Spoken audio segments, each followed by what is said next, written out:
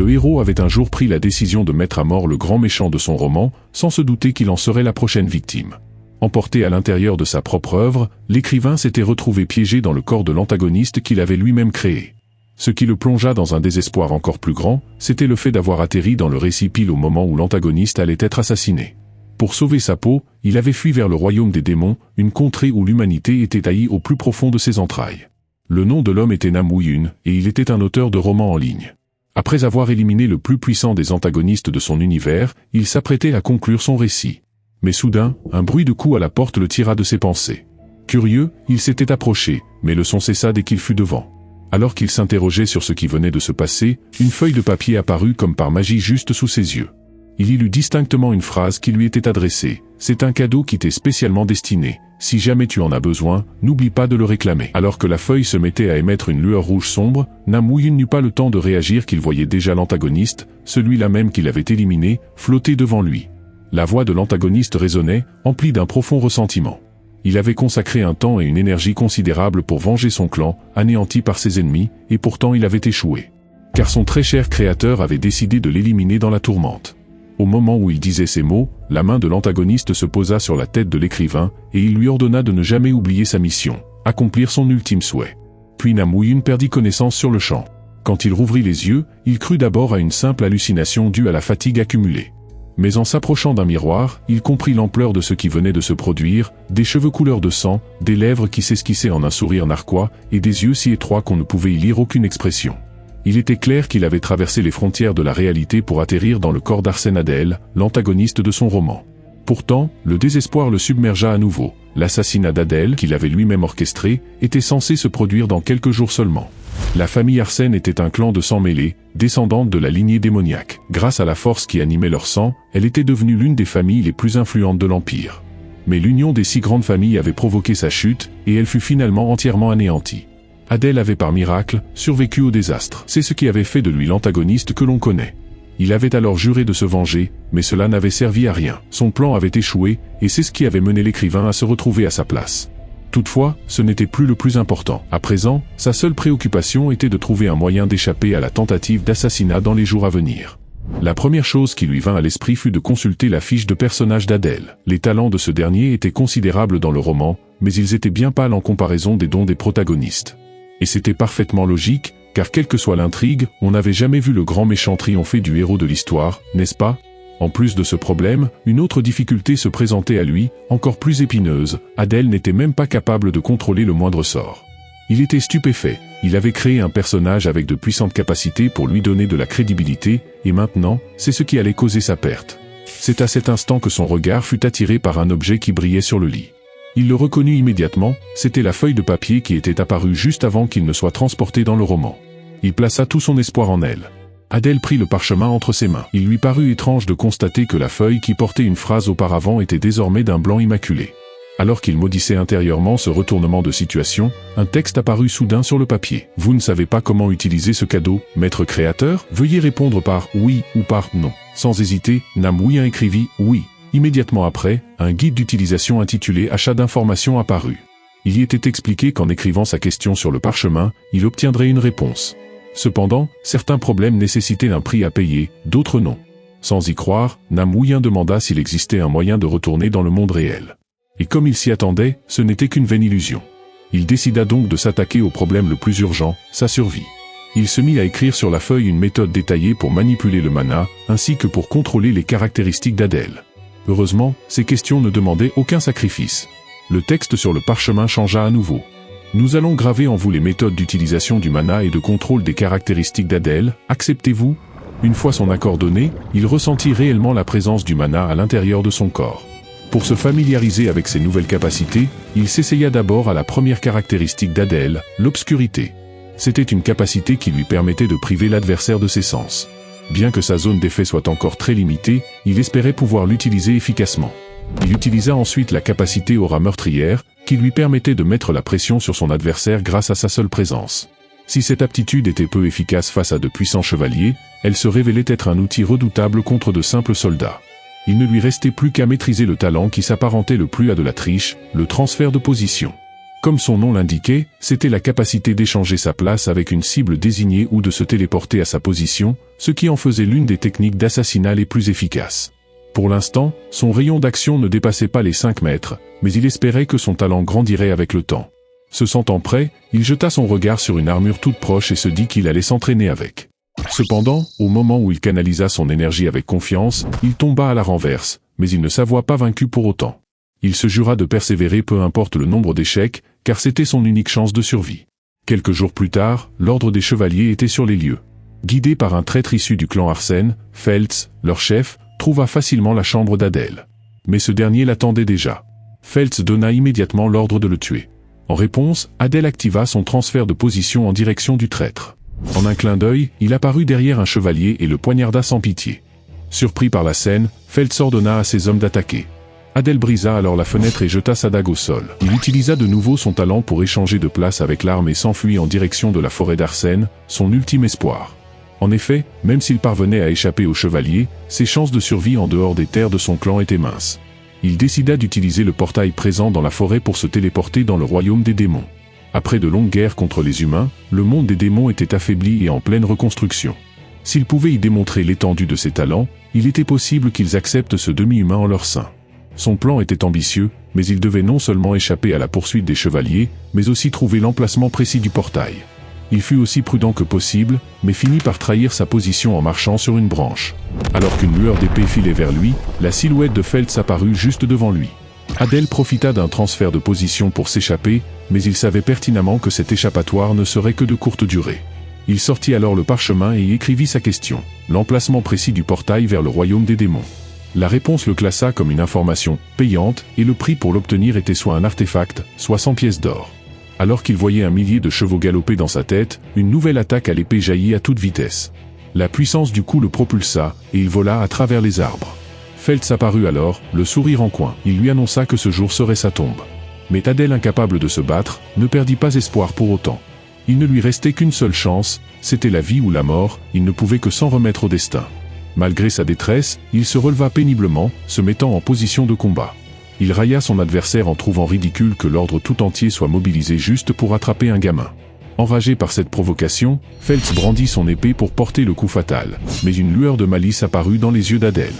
Il sortit le parchemin et le plaça devant lui. Au contact de l'arme, un flash de lumière aveuglant en jaillit. Le prix demandé a été payé, la transaction est un succès.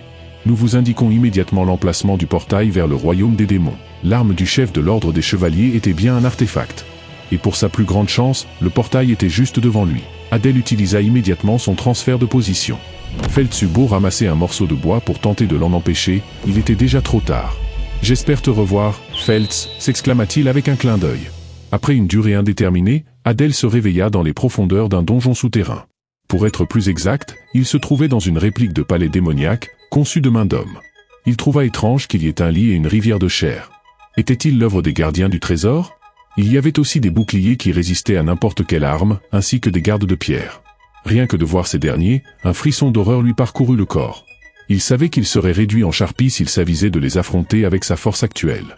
À cet instant, un nouveau message apparut sur le parchemin. La précédente transaction était une exception. En guise de punition, vous ne pourrez plus utiliser un objet qui ne vous appartient pas. Si vous ne respectez pas les règles, les échanges d'informations seront bloqués de façon permanente. Alors qu'il se réjouissait, son regard fut attiré par une brique qui n'était pas à sa place sur le mur. Il posa sa main dessus et une voix retentit. « Vous n'avez pas l'autorisation de passer par ici. » En voyant les pierres qui gisaient au sol de l'autre côté du bouclier, il eut une idée. Il se mit à désigner une pierre en tant que cible de son transfert. Et de cette façon, il parvint à s'échapper du bouclier. Il eut à peine le temps de se réjouir que le gardien de pierre était sur lui. Au même moment, dans le royaume des démons, Clay, le chef de la famille Bayard, se rongeait les sangs pour sa fille qui tentait de franchir un donjon. Si elle parvenait à le terminer, elle aurait le droit d'étudier à Satan, l'Académie des démons. Toutefois, il souhaitait que sa fille échoue. Elle avait une bonne raison de vouloir rejoindre Satan, car c'est là qu'elle pourrait venger sa mère, tuée par les humains. Mais il ne pouvait s'empêcher de s'inquiéter à l'idée qu'elle puisse ne pas s'en sortir dans ce lieu infesté de démons. Une domestique s'empressa d'entrer en courant. Elle venait de recevoir l'information qu'un humain, dont l'identité était inconnue, avait fait irruption dans les lieux. Mais ce qui la surprit, ainsi que les autres serviteurs, c'était l'absence de toute trace d'effraction. En plus de ça, cette personne avait touché l'appareil que seul le chef de famille était en droit d'utiliser. Cependant, au lieu d'envoyer quelqu'un pour s'en occuper, Clay affichait un sourire significatif. Peu importe l'identité de cette personne, si elle parvenait à sortir de ce donjon vivante, elle pourrait bien être une recrue inattendue. Pour sauver sa peau, Adèle se transféra de nouveau à l'intérieur du bouclier. Il se rendit compte que l'individu qui l'attendait de l'autre côté était un garde de pierre. Il eut alors une idée audacieuse et le désigna comme cible de son transfert. Et de cette manière, il piégea le garde de pierre à l'intérieur du bouclier. Il était persuadé qu'il serait en sécurité une fois le donjon franchi, mais un grand homme menthe religieuse fait de pierre apparut devant la prochaine porte. Adèle comprit qu'il y avait une épreuve dans chaque salle et que les créatures qu'il devait affronter étaient de plus en plus redoutables. Cependant, il ne se laissa pas impressionner et se servit à nouveau de son transfert de position pour passer facilement à la salle suivante. Sa théorie fut ainsi confirmée, il pouvait échanger sa place avec n'importe quel objet inanimé. Après avoir passé de nombreuses portes, il fut stoppé net par une salle unique en son genre. « Bienvenue à toi, l'intrus. » Adèle se demanda s'il était arrivé à la salle du boss final. En regardant attentivement, il aperçut un chevalier de la mort assis sur un trône. Une simple lecture de son aura lui permit de constater qu'il était au moins aussi puissant que Feltz. Alors que le chevalier de la mort se levait pour montrer toute sa puissance, il se retrouva, en un clin d'œil, à l'extérieur du bouclier. Dès qu'il fut à l'intérieur, Adèle remarqua immédiatement un coffre au trésor. Un dragon noir était gravé dessus, ce qui lui permit de comprendre immédiatement où il se trouvait, sur le territoire de la famille Bayard, une famille de démons de haut rang, connue pour son arrogance et sa haine envers les humains. Une sueur froide coula sur son front. Il savait qu'il serait exécuté sans sommation s'il se faisait prendre. Il n'hésita pas et ouvrit le coffre. Après tout, s'il devait mourir, autant risquer le tout pour le tout. Il se disait qu'il pourrait trouver un artefact capable de l'aider à s'échapper. Malheureusement, le coffre ne contenait qu'une étrange aura. Cette dernière jaillit vers lui, entra par sa bouche et pénétra son corps. La douleur fut si intense qu'Adèle ne put s'empêcher de crier. Son visage fut couvert de sang avant qu'il ne perde connaissance sur le champ. Lorsqu'il revint à lui, il constata que son œil gauche était tombé au sol et qu'il était remplacé par un œil noir. Il s'empressa d'ouvrir sa fiche de personnage. L'aura qui avait pénétré son corps était l'œil de l'orgueil. Cet œil lui permettait d'améliorer sa vision de manière significative et s'activait lorsqu'il tuait un ennemi. Un sourire satisfait se dessina sur son visage, il avait eu raison de venir dans le royaume des démons. Grâce à cette nouvelle capacité, il n'aurait plus peur d'affronter des groupes d'adversaires moins puissants que lui. Cependant, il ne pouvait s'empêcher de s'inquiéter à l'idée de sortir. Il était certain que le bruit qu'il avait fait avait attiré de nombreux gardes. Il se disait que s'ils apprenaient qu'il appartenait à la famille Azen, ils ne l'épargneraient pas, même s'il les suppliait à genoux. C'est pourquoi il cacha l'emblème qui symbolisait son clan. À cet instant, il entendit le chevalier de la mort s'agiter à l'extérieur, criant qu'un grand seigneur était sur le point d'arriver et qu'il fallait ouvrir la porte. Adèle comprit alors le sens de tout ce qui s'était passé. Le donjon avait été créé par une grande famille pour servir de terrain d'entraînement. Et le lit ainsi que la rivière de chair était destiné à l'individu important qui allait arriver. Il décida de découvrir de qui il s'agissait. Il écrivit sur le parchemin « Qui est la personne qui s'apprête à entrer dans le donjon ?» Encore une fois, il s'agissait d'une information payante. Il était possible d'obtenir la réponse en échange d'un artefact ou de 100 pièces d'or. Après mûre réflexion, Adèle décida d'utiliser son mana comme monnaie d'échange. Le prix est payé, 100 points de mana ont été collectés. La personne qui va entrer dans le donjon est la plus jeune fille du chef de la famille Bayard, René. Adèle se sentit frémir de l'intérieur. Il se trouvait dans un donjon créé par le chef de la famille Bayard pour sa fille. Et l'œil de l'orgueil devait être le trésor qui l'attendait à la fin de son épreuve. Il était sûr qu'une personne aussi talentueuse que René éliminerait les gardes de pierre comme s'il s'agissait de simples mouches avant de venir l'affronter. Comme il l'avait imaginé, une fille d'une aura féroce apparut devant lui. Il se mit à genoux avec respect et la félicita d'avoir réussi l'épreuve. Il continua en affirmant qu'elle avait désormais les qualifications nécessaires pour recevoir les ordres de la famille, et qu'il allait l'escorter hors du donjon. Voyant les doutes sur le visage de la jeune fille, il ajouta que si elle doutait de sa force, il allait lui montrer l'étendue de ses pouvoirs. Avant qu'il ne finisse sa phrase, il apparut juste derrière elle. « Mademoiselle René, croyez-vous que cette capacité sera suffisante pour vous protéger ?» Il était soulagé de voir qu'elle avait baissé sa garde. Il espérait qu'elle n'avait pas reconnu l'œil de l'orgueil. La prochaine étape était de se servir d'elle pour échapper au danger qui l'attendait à l'extérieur. Mais les choses allaient prendre une tournure complètement inattendue. Adèle se demanda comment il avait pu se retrouver devant l'une des portes du donjon en compagnie de Clay, le roi des démons qui détestait les humains plus que tout. Il se sentit envahi par le désespoir. S'il était démasqué, il savait qu'il mourrait sur le champ. Cependant, au lieu de s'en prendre à lui, le seigneur démon lui ordonna de le suivre. Bien que cette situation inattendue le mette mal à l'aise, il savait qu'il était inutile de tenter de s'échapper. D'ailleurs, il ne pouvait plus demander de l'aide à son parchemin. Après un court moment, ils arrivèrent à la résidence de Clay. Une fois que ce dernier eut congédié tout le monde, il ordonna à Adèle de rester devant la porte. Adèle pensa qu'il avait l'occasion parfaite de s'enfuir. Cependant, le regard perçant des gardes le fit changer d'avis. À l'intérieur de sa chambre, le seigneur démon écoutait sa fille, qui lui expliqua qu'elle avait réussi sa dernière épreuve et qu'elle voulait rejoindre Satan. Une fois que Renée eut obtenu ce qu'elle voulait, Clé lui demanda ce qu'elle pensait de l'individu qui était à l'extérieur. Après un moment d'hésitation, Renée lui répondit qu'il était très fort. Un sourire significatif se dessina sur le visage de Clé. Il avait cru que l'intrus mourrait en tentant d'entrer, mais il avait non seulement survécu, mais avait aussi obtenu l'œil de l'orgueil et s'était attiré les faveurs de sa fille. C'était un homme qui valait la peine d'être exploité. Sur ces mots, il accepta immédiatement que sa fille entre à Satan. Après cela, il retrouva Adèle en privé. Adèle sentit une sueur froide couler sur son front, au moment où il vit les yeux terrifiants de Clé. Il demanda à son adversaire pourquoi il l'avait épargné. Une expression moqueuse apparut sur le visage de Clé et une vague de mana le submergea, le forçant à tomber à genoux. Malgré la pression, Adèle lui fit remarquer qu'il n'avait jamais eu l'intention de le tuer. Clé cessa immédiatement d'exercer sa pression, et lui demanda son nom. Après avoir entendu qu'il s'appelait Adèle, il le prit à ses côtés et plaça un dragon noir dans sa bouche. Il lui ordonna de respecter sa promesse envers sa fille et que s'il osait montrer la moindre pitié, le dragon noir lui arracherait le cœur sans la moindre hésitation. Et de cette manière, Adèle devint le garde du corps de la famille Bayard. Bien que cette situation le mette très mal à l'aise, il était heureux d'avoir échappé aux griffes de Clé. La prochaine étape était de se débarrasser du dragon noir qui était à l'intérieur de son corps. Il essaya son transfert de position sur le dragon noir et se rendit compte que ce n'était qu'un simple objet inanimé. Cependant, il savait qu'il ne pouvait ni le tuer ni faire de bruit pour ne pas attirer l'attention de Clé. Il décida alors de ruser pour l'endormir. Une fois la bête endormie, il se jeta sur le lit et vérifia sa fiche de personnage. Son transfert de position était monté au niveau 2, mais son mana restait un gros problème. En comparaison des héros de son roman, il n'était qu'un simple débutant. Alors qu'il se demandait comment augmenter son mana, une idée audacieuse lui vint à l'esprit. 4 jours s'étaient écoulés depuis qu'il était devenu le garde du corps de Renée. Depuis ce temps, elle avait toujours été de marbre avec lui. Quand elle était enfant, Renée était une jeune fille joyeuse et extravertie, mais la mort de sa mère dans le monde des humains l'avait changée pour toujours. En tant qu'auteur, Adèle se sentait responsable de cette tournure des événements. Alors qu'il était en compagnie de Renée, ils furent convoqués par Clé. Ils devaient parler de l'entrée à l'Académie Satan. Renée avait réussi son épreuve, elle était donc déjà qualifiée. Cependant, le seigneur démon ne voulait pas qu'elle y aille seule, car il savait que Satan n'était pas un lieu sûr pour une fille de sa trempe. Il pensait qu'elle ne ferait pas long feu là-bas. Il avait alors proposé qu'Adèle l'accompagne pour la protéger. Malgré ses réticences, Renée avait finalement accepté pour venger la mort de sa mère. Adèle, quant à lui, comprenait parfaitement la décision de Clé.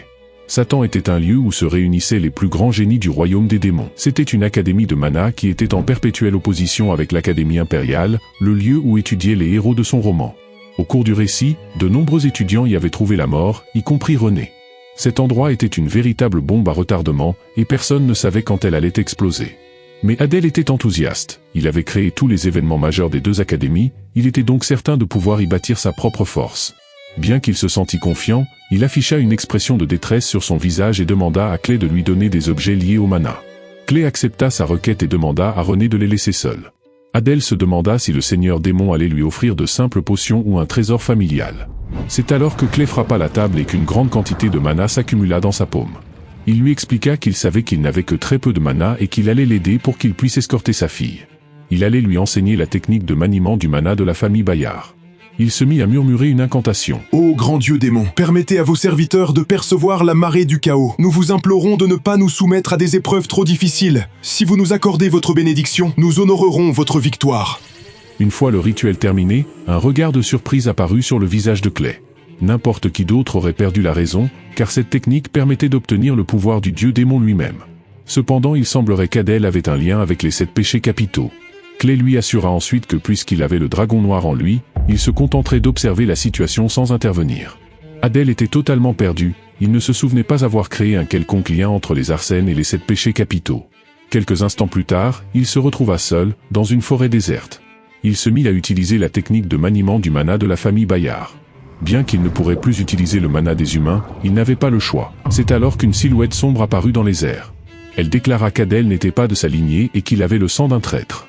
Adèle, terrifiée, lui demanda s'il était le dieu démon. Ce dernier le lui confirma, avant de se demander pourquoi il ne ressentait pas l'envie de le tuer. Il avait l'impression qu'ils étaient tous les deux dans la même situation et il lui annonça qu'il allait lui donner un pouvoir qui lui permettrait d'utiliser ses forces. Mais il le mit en garde, il ne devait pas se laisser aveugler par sa puissance. Alors qu'Adèle exultait de joie, des bruits de pas se firent entendre derrière lui. Adèle se retourna et découvrit que la personne derrière lui n'était autre que Renée. Il se sentit envahi par un sentiment de terreur. Comment pouvait-elle être là? Avait-elle entendu toute la conversation? Tandis qu'il la fixait, une expression de timidité apparut sur le visage de la jeune fille. Elle l'appela « Grand prêtre des ténèbres ». La première chose qu'Adèle fit après avoir obtenu le pouvoir du dieu démon fut de se diriger vers les terres des morts-vivants de niveau intermédiaire pour s'emparer d'un trésor mystérieux. C'était un artefact qui lui serait indispensable pour survivre dans une académie grouillante de démons. Après seulement un mois de dur labeur, son mana avait considérablement augmenté. Il se sentait maintenant assez fort pour affronter les morts-vivants. Cependant, il ne s'attendait pas à ce que René s'accroche à lui depuis qu'elle l'avait pris pour un prêtre. Il essaya de trouver une excuse pour l'éloigner d'elle, mais elle la démasqua immédiatement et lui demanda ce qu'il tramait. Après mûre réflexion, il lui avoua la vérité. Il avait entendu parler d'un donjon et par peur du danger, il avait décidé de le lui cacher. Il espérait qu'elle comprendrait sa situation. En entendant ces mots, René se sentit intrigué et lui demanda de venir avec lui. Pardon? Bien que son plan ait été modifié, il finit par accepter. Les terres des morts-vivants étaient le lieu de naissance du clan des nécromanciens, mais ces derniers avaient été anéantis pendant la guerre entre les humains et les démons. Ce qui était autrefois un lieu sacré était maintenant rempli de soldats squelettes. La présence de René n'était peut-être pas une si mauvaise chose. Mais si elle venait avec lui, s'échapper du manoir sans se faire voir de Clay serait une tâche encore plus difficile. C'est pourquoi il lui fit remarquer que son père risquerait de s'énerver si elle sortait sans sa permission. Mais René lui fit un clin d'œil en lui disant de ne pas s'inquiéter, car il serait de retour avant le lever du jour. En plus de cela, elle lui révéla qu'elle connaissait non seulement l'emplacement du donjon, mais aussi un passage secret pour quitter le manoir.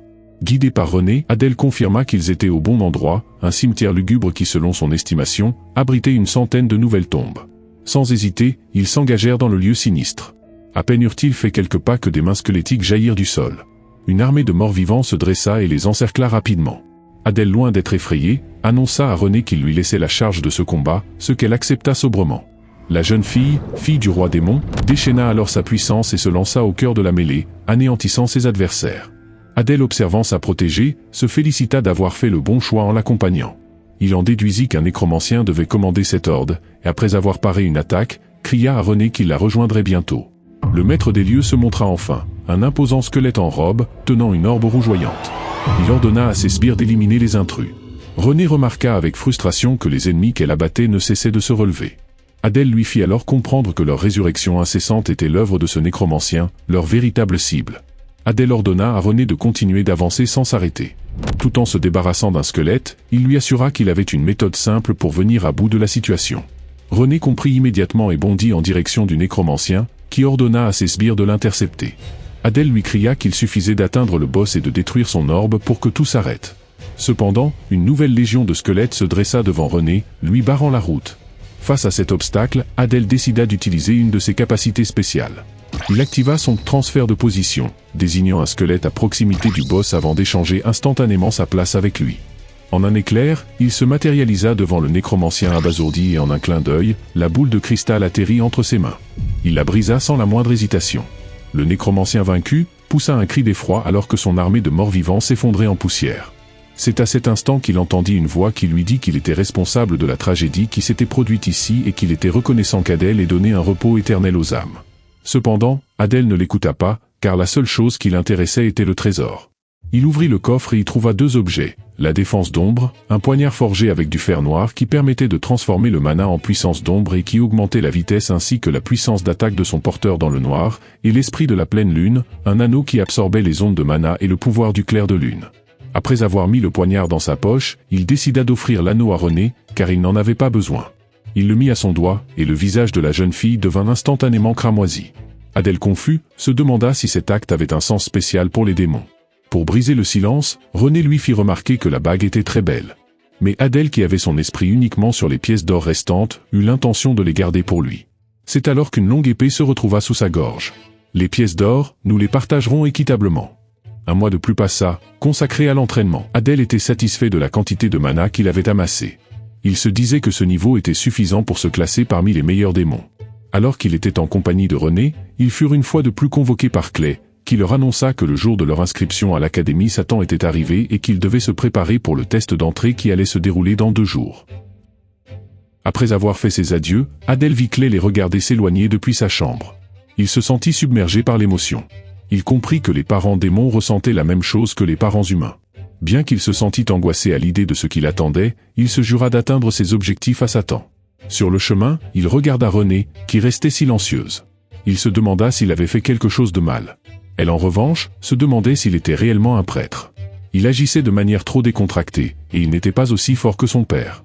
Mais au moment où elle se souvenait de lui parlant avec la silhouette du dieu démon, elle n'avait plus de doute.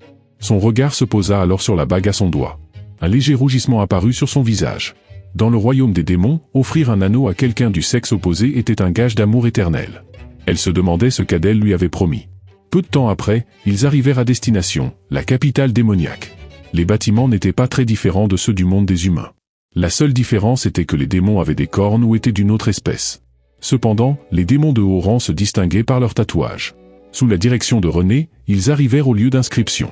Mais au moment où ce fut au tour d'Adèle, le responsable se mit en colère. Comment oses-tu, sans mêler, t'inscrire ici? Ce n'est pas parce que nous avons perdu la guerre que tu peux venir ici quand bon te semble. Adèle ne put s'empêcher de soupirer. Les choses avaient déjà mal commencé. Il se demandait comment il allait s'en sortir. C'est alors que Renée s'avança, et le responsable, en voyant ses cornes, se radoucit et lui dit qu'il était honoré d'avoir un descendant des 7 péchés capitaux devant lui. Renée se présenta en tant que René Bayard et lui fit savoir qu'Adèle était son garde du corps. Le responsable, rempli de ressentiment, remplit son formulaire. Je n'arrive pas à y croire. Un descendant d'une famille des 7 péchés capitaux engage un garde du corps comme un sans-papier. Ils n'ont vraiment aucune classe. En entendant ces mots, Renée se renfrogna et le menaça de ne pas se montrer aussi irrespectueux envers la famille Bayard. Une fois inscrits, ils passèrent 2 jours dans une petite auberge avant de se rendre à Satan. Adèle n'aurait jamais imaginé qu'il y aurait autant de candidats, mais il comprit que c'était pour renverser le monde des humains. Il se dit qu'il devait être prudent, qu'il ne pouvait pas se permettre de révéler son identité. C'est alors qu'un train s'arrêta devant eux. Adèle ne put s'empêcher de crier d'admiration. Il avait entendu dire que des portes dimensionnelles en forme de labyrinthe avaient été construites pour empêcher les intrus de pénétrer dans l'académie, et que seul ce train spécial pouvait y entrer. Peu de temps après, le train arriva à destination. Une voix résonna dans le haut-parleur. Les candidats, veuillez suivre le guide et vous rendre au hall pour passer l'examen. Un instant plus tard, ils se retrouvèrent dans une grande salle luxueuse. Adèle remarqua que la plupart des démons présents étaient des jeunes démons. Il se demandait où étaient les autres descendants des 7 péchés capitaux. Dans un coin, on pouvait remarquer des individus à l'allure inquiétante, vêtus de blouses grises. Ce n'étaient clairement pas des élèves. Alors qu'il était perdu dans ses pensées, la porte se referma et la salle s'assombrit. Un projecteur s'alluma, illuminant une mystérieuse femme sur la scène. C'était elle, la directrice Luciane. Sa voix empreinte d'un mépris glacial résonna dans la salle, leur souhaitant ironiquement la bienvenue, les qualifiant de bande d'idiots venus chercher la mort. Adèle sentit une pression écrasante l'envahir, générée par la simple intonation de cette femme. Mettant fin aux formalités, Luciane décréta le début immédiat de l'examen d'entrée. Dans l'instant, elle libéra une aura d'une puissance colossale, une vague d'énergie pure qui submergea l'assemblée. 2 par 2, les candidats s'effondrèrent, leurs esprits brisés, incapables de supporter la force mentale brute de la directrice. Adèle luttait pour rester conscient lorsque la voix de Renée le ramena à la réalité, lui intimant de se concentrer sur l'épreuve. En retrait, 2 superviseurs observaient le carnage avec un œil expert, comprenant parfaitement l'enjeu.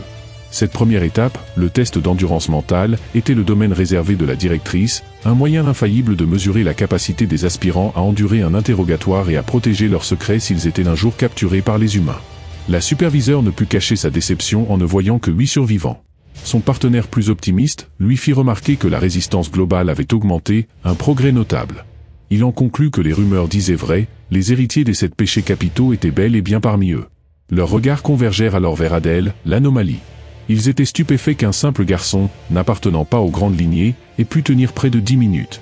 Au moment même où Adèle semblait sur le point de s'effondrer, et où son corps finit par céder, le superviseur sentit un frisson le parcourir. Quelque chose était anormal. Une énergie sinistre, un maelstrom de rouge et de noir, explosa soudainement du corps d'Adèle, prenant par surprise la directrice et les superviseurs qui comprirent instantanément le danger mortel qu'il représentait. Sans une seconde d'hésitation, le superviseur dégaina son arme. La haine d'Adèle n'était pas celle d'une bête, c'était la haine que seul un meurtrier pouvait avoir. Adèle, quant à lui, cherchait un moyen de survivre. Il eut l'idée d'utiliser son aura meurtrière pour contrer la puissance de la directrice. Et au moment où il se décida, il laissa son aura meurtrière de couleur rouge sombre jaillir de son corps. Les 2 auras s'affrontèrent. Reprenant son souffle, il regarda Renée et vit qu'elle aussi avait tenu bon. D'ailleurs, les autres descendants des 7 péchés capitaux étaient aussi en pleine forme. Il se sentit envahi par la tristesse.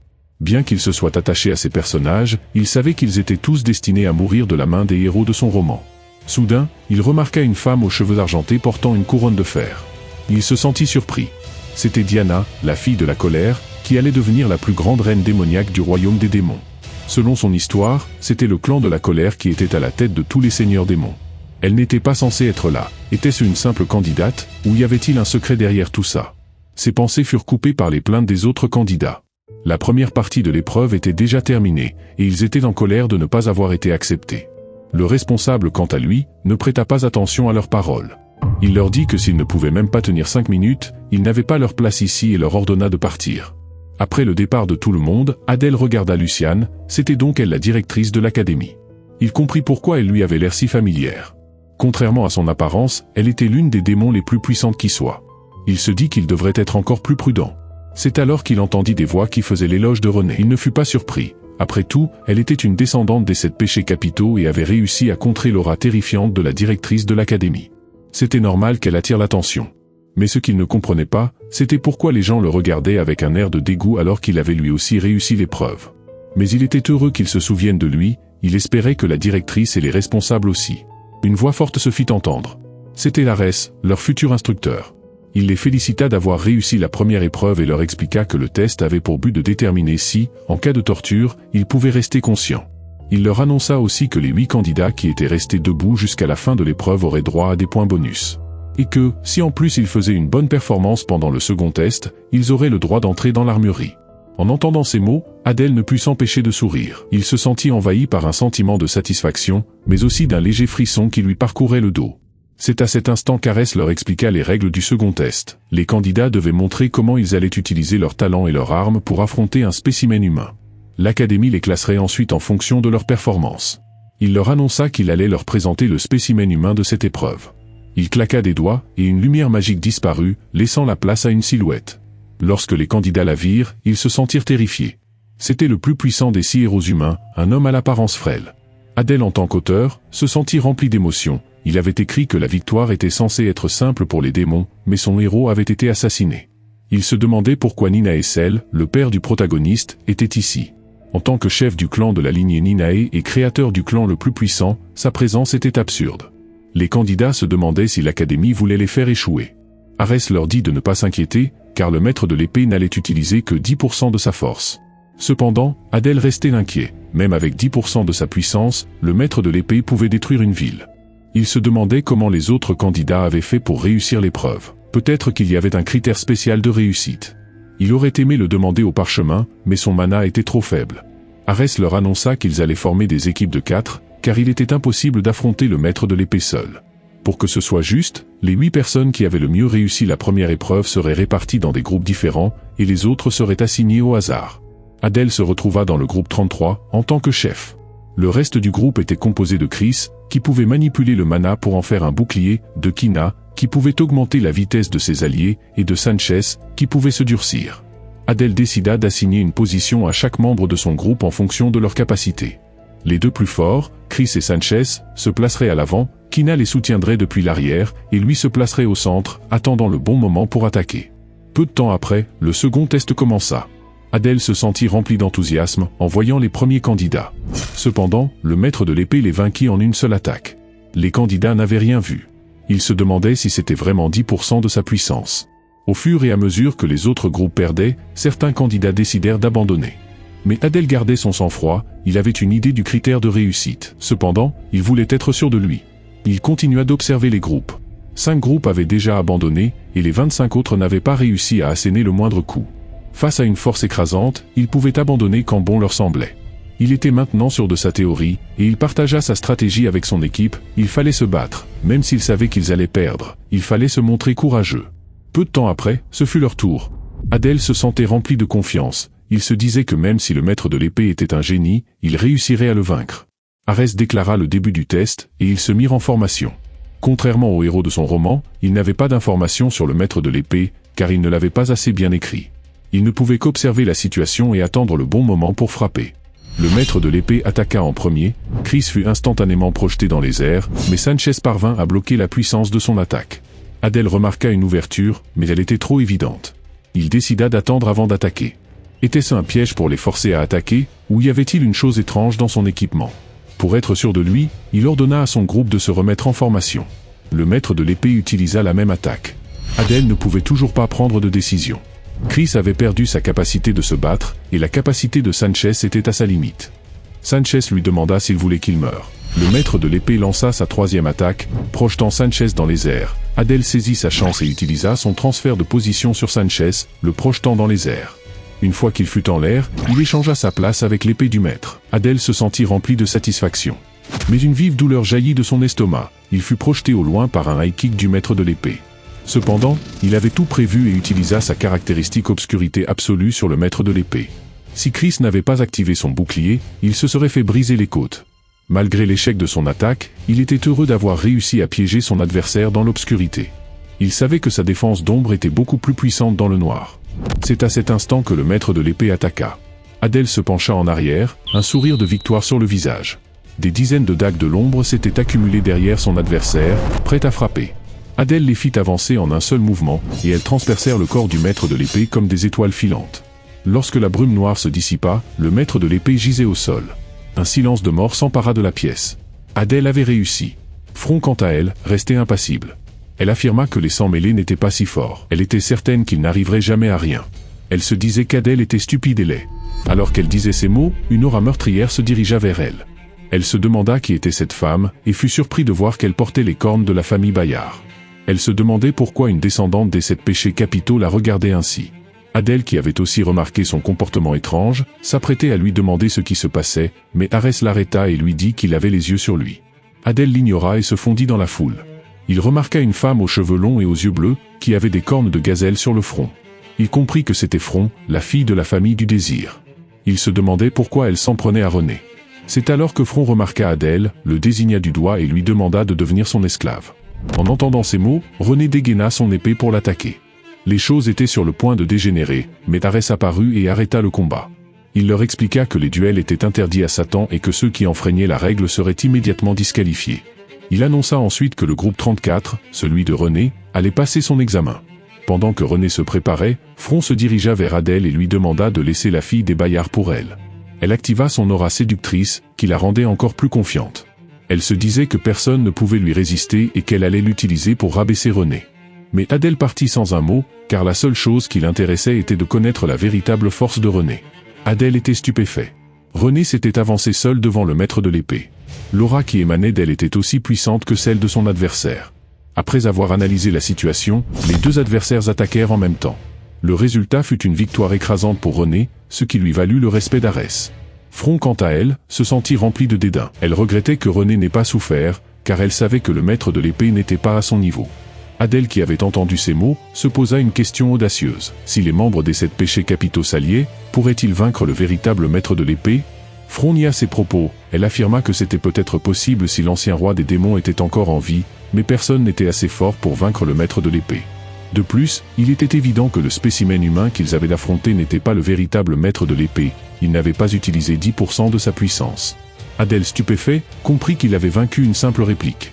Bien qu'il ait créé ce monde, il avait encore beaucoup de choses à apprendre sur le royaume des démons. La tension et l'excitation de la situation le remplissaient d'espoir pour l'avenir. Le test continua. Les seuls candidats restants étaient les descendants des 7 péchés capitaux. Il semblerait que la performance de René les ait motivés. Ils parvinrent tous à vaincre le maître de l'épée avec une aisance déconcertante. Puisque le résultat était le même pour tous, il était difficile de les classer.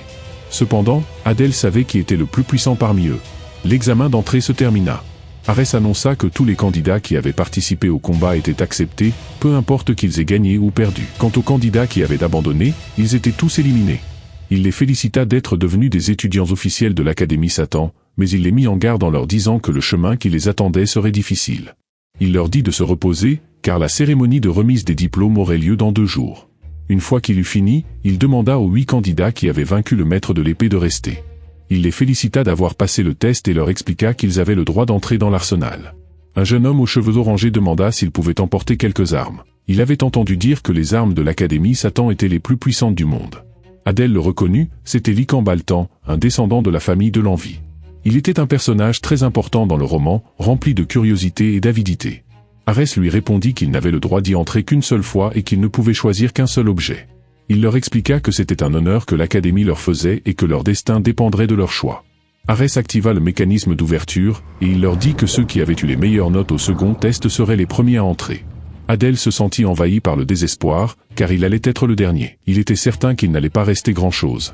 Et en effet, les autres avaient déjà choisi les meilleurs artefacts magiques. Même René avait choisi un bracelet magique. Enfin, ce fut au tour d'Adèle. René lui avait expliqué que certains objets avaient un mode d'emploi et d'autres non. Adèle ne comprenait pas pourquoi certains objets n'avaient pas de mode d'emploi. Il se demandait si ces objets n'avaient pas de valeur, mais il n'y croyait pas, car ils étaient tous bien protégés. Avant d'entrer, il demanda à Arès ce que signifiait l'absence de mode d'emploi. Arès lui répondit que ces objets étaient des antiquités qui n'avaient pas encore révélé leur véritable maître, ou dont les propriétés étaient encore inconnues. Il lui dit que s'il était chanceux, il trouverait un artefact puissant, mais que s'il était malchanceux, il pourrait être maudit. Adèle entra dans l'arsenal, l'espoir au cœur. Il remarqua tout de suite une lance au design unique, la lance aux 2 serpents, qui était une arme utilisée par un démon. Si le porteur injectait assez de mana, 2 serpents apparaîtraient. Bien que la description soit impressionnante, Adèle ne fut pas intéressé, car il avait déjà la défense d'ombre. Son regard se posa ensuite sur une pierre ronde, la gemme aux étoiles, qui avait appartenu à un magicien talentueux. Si le porteur y injectait du mana, la pierre éclairait les environs. Adèle secoua la tête, car cet objet n'était pas compatible avec sa caractéristique obscurité. Après cela, un coffre de rangement vide attira son attention. Le nom de l'artefact était la grandeur du vainqueur. Le mode d'emploi indiquait que le porteur aurait un excellent pouvoir de récupération et d'endurance jusqu'à ce que son souhait soit exaucé. Adèle fut surpris de voir qu'il s'agissait d'un équipement magique unique, dont le propriétaire ne pouvait être changé. Il se disait que Lycan Baltan était avide. Après avoir fait le tour de l'arsenal, il n'avait toujours pas trouvé une arme qui lui plaisait. La boucle aux 2 lames et la bannière du commandant étaient déjà parties. Tout ce qui était utile avait été pris par les autres. Mais en regardant une épée brisée, une idée lui vint en tête. Il allait demander l'aide de son parchemin. Il y écrivit sa question, « Donne-moi des informations sur l'épée brisée de l'arsenal ». Cependant, pour avoir la réponse, il devait payer. La réponse coûtait au moins un artefact ou 100 pièces d'or. Il comprit que le prix des objets dépendait de leur puissance. Il se mit à poser des questions pour savoir quel était l'objet le plus cher de la liste. Mais après avoir demandé pour chaque objet, il se rendit compte qu'ils étaient tous normaux. Il ne lui restait plus que 2 objets, il croisa ses doigts. Finalement, il eut sa réponse. C'est un objet magique de grade légendaire, veuillez payer plus de 300 pièces d'or. Adèle ne put s'empêcher de crier de joie. Il se disait que cet objet était sûrement meilleur que ce choisi par les autres. Alors qu'il s'apprêtait à le prendre, il eut une intuition. C'était dû à un objet qui n'avait pas été posé devant lui. Il s'agissait d'un collier d'apparence ordinaire. Il se décida à poser une question dessus. Il fut choqué d'entendre que le prix était une offrande à un dieu. Adèle était à la fois heureux et confus. Il se demandait s'il s'agissait d'un objet de grade divin, mais il ne savait pas quel dieu il devait payer. Il se disait qu'il était trop faible, qu'il ne pouvait même pas rivaliser avec la puissance de ces dieux. Adèle se demandait quelle était l'origine du collier. Il utilisa son mana pour l'étudier, mais l'objet ne réagit pas. Il décida alors de faire appel au parchemin et lui demanda de quel dieu le collier dépendait. La seule réponse qu'il obtint fut « Veuillez payer une offrande à un dieu ». Bien qu'il n'ait pas d'informations sur le collier, il était certain qu'il était bien plus puissant que n'importe quel autre artefact. Le premier roi des démons avait été transformé en statue et vénéré pendant des milliers d'années, mais le collier, lui, avait la même énergie qu'un humain. Adèle se sentit remplie de joie. Le collier était de plus en plus intrigant. Arès, qui avait vu Adèle sortir de l'arsenal, lui demanda ce qu'il avait choisi. Adèle lui expliqua qu'il avait choisi un collier dont il ignorait le pouvoir et l'origine. Arès ne le crut pas, mais il ne dit rien. Il leur ordonna de prendre soin de leurs artefacts. Adèle se dit que tous les autres avaient le potentiel de devenir des démons de haut rang, tandis que lui n'avait aucune position sociale. Il se demandait s'il allait réussir dans cette académie. C'est alors qu'une main se posa sur son épaule. C'était Baltan. Il lui dit qu'il avait été impressionné par son combat et qu'il était ravi de faire sa connaissance. Adèle ne savait pas ce qu'il voulait, mais il lui répondit avec un sourire. Mais l'expression de Baltan changea lorsqu'il entendit son nom. Adèle comprit que Baltan n'était pas intéressé par les faibles. Sa jalousie et son avidité le poussaient à ne s'intéresser qu'aux plus forts. Il avait même forcé le héros humain à se battre, mais il l'avait épargné après avoir découvert son talent. En résumé, il était un guerrier né. Adèle ne comprenait pas pourquoi Baltan s'intéressait à lui, alors qu'il y avait d'autres personnes beaucoup plus fortes que lui.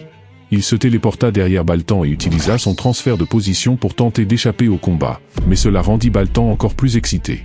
Il lui proposa de se battre ici, jusqu'à ce que l'un d'eux tombe à terre. Alors que le combat était sur le point de commencer, René s'interposa et lui dit qu'il devait passer par elle s'il voulait se battre avec son garde du corps. Elle dégaina son épée et se prépara à attaquer. En voyant René se préparer à se battre, Baltan décida de se retirer. Il lui dit qu'il l'épargnait pour cette fois, mais qu'il y aurait d'autres occasions. Le lendemain, Adèle se regarda dans un miroir. Il se disait que le corps qu'il avait était parfait. Il se sentait encore plus sûr de lui après avoir mis l'uniforme de l'Académie Satan. Il se demandait à quoi René ressemblait dans son uniforme. Quelqu'un frappa à sa porte, et lorsque la porte s'ouvrit, il resta stupéfait. Il lui dit qu'elle était très belle. Le visage de René devint tout rouge. Adèle, qui ne voulait pas la gêner, changea de sujet et lui dit qu'il avait l'intention de faire un tour en ville. Il se prépara à partir, mais René l'arrêta, timidement. Elle lui demanda s'il n'avait pas oublié quelque chose.